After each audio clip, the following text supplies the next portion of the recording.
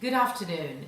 I'm going to introduce you to an aphrodisiac, a really beautiful rice pudding from the Indian subcontinent influenced by Persia. So we're going to start with putting in some already cooked rice, and I'm going to be putting in some saffron water. So saffron, which is Crocus sativus, is one of the most expensive, or the most expensive spice in the world, and we're going to be putting that first into a little bowl like so, and then putting some hot water in. So it releases this beautiful yellow tinge, and then you just let that flatten, and it has such a beautiful fragrance that is befitting of goddesses all over the world. So I'm then going to be adding in some edible dried rose petals, delicious, and to that some nut milk.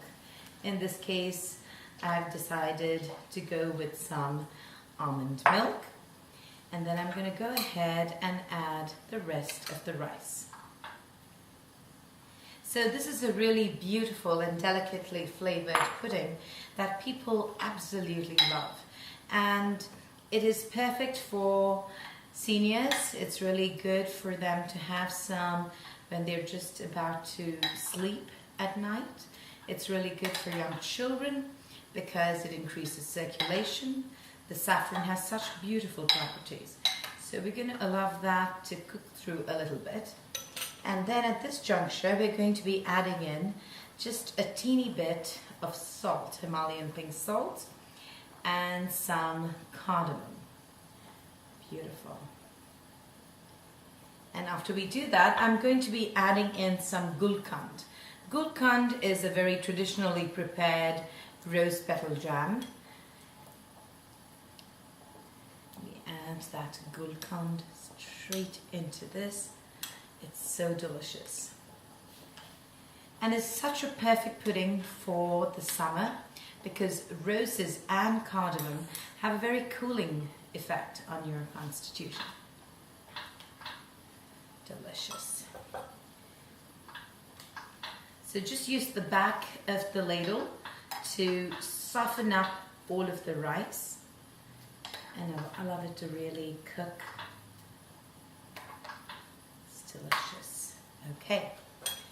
Now we're going to be adding in some rose extract.